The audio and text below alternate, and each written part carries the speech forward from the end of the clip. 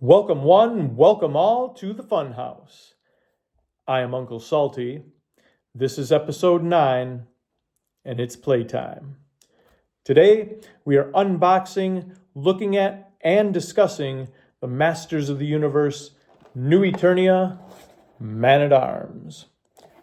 One of the main characters from the Masters of the Universe story and toy line. I'll be honest, not one of the characters that got a lot of play for me as a child. But just looking at this version, I have to say, what an update. We'll start with the packaging. A small window to display the figure, much smaller than the Beastman figure we looked at in episode 3. However, take a look at the excellent box art which wraps around the side as Man-at-Arms goes into battle with the Eternia Palace Guard. As we look at this side, we see a mug shot to go along with a full-on shot from head to toe. I find it interesting they mixed and matched. The mug shot has the 1980s Filmation face with the original concept art for the helmet. Then, in this version, you have the original 1980s toy line figure with a New Eternia weapon in hand. Moving on to the back of the box, a picture of the figure transposed in front of a painting. Now, I see on the cross cell at the bottom, one of my all-time favorites in this toy line, so I can't wait to get Trapjaw. That will be exciting. It also has a short little blurb. Man-at-Arms, heroic master of weapons. The last thing Duncan remembered was He-Man shouting, "By the power of Grayskull." Reality cracked and all went dark. Suddenly, Man-at-Arms found himself in a new Eternia, one broken and in need of repair. So his name is Duncan, and as a child, it never set well with me that they didn't give him a last name. So for me, he was always Duncan Downs. Don't know why I picked that name, but that's what I went with. Now let's get the figure out of the box and go over all of its similarities and differences from the original toy.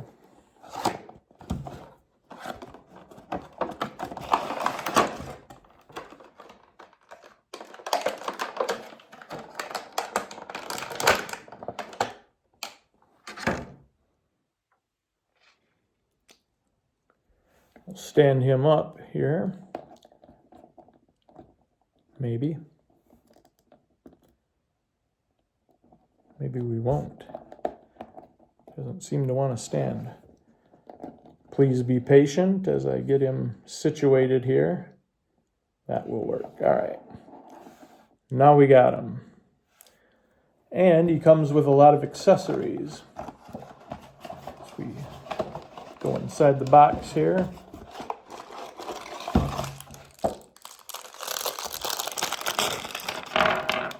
All right, we'll start off with, he comes with 2 extra hands, a punching fist hand and an open hand to hold a weapon, which he already has a punching fist hand and an open hand, but if you want to switch the left and the right hands, I guess you can do that. He also comes with the classic Man-at-Arms weapon, which is right here.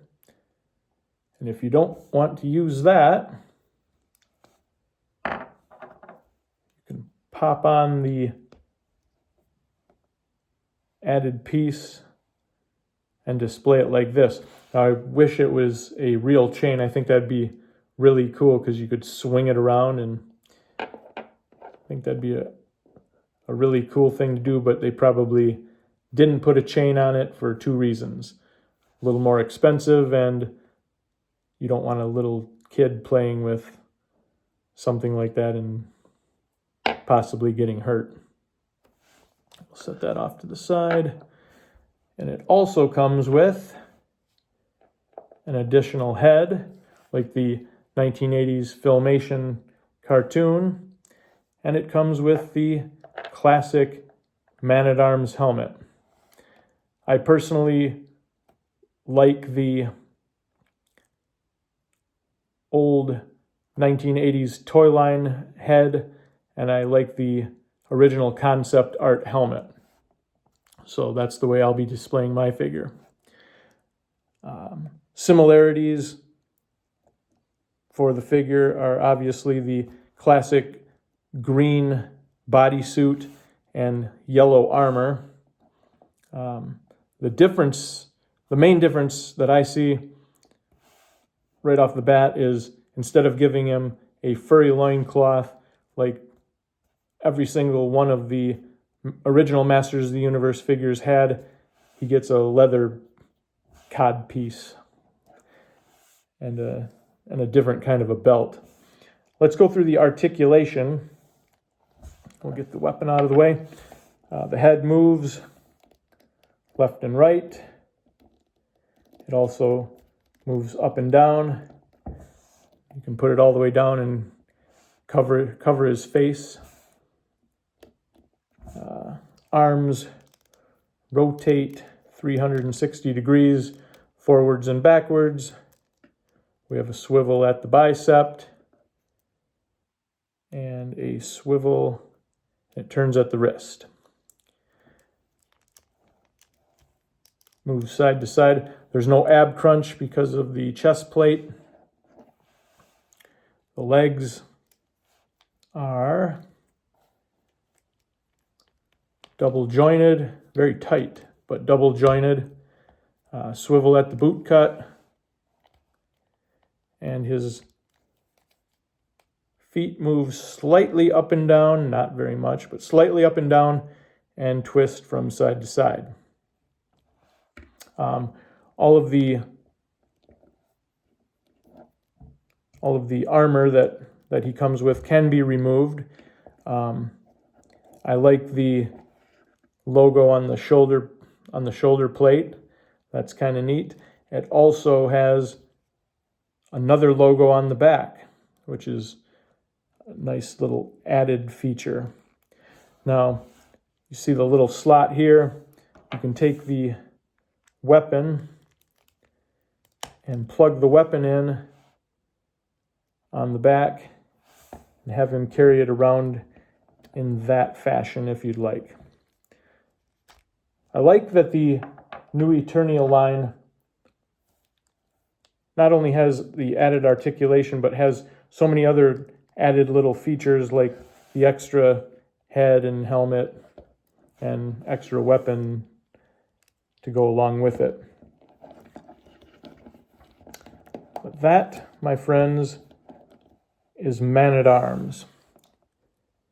I recently haven't been feeling good, so I've not been showing up for work. When I finally returned, my boss said, "It looks like you've been missing a lot of work lately." I simply replied, "I wouldn't say I've been missing it.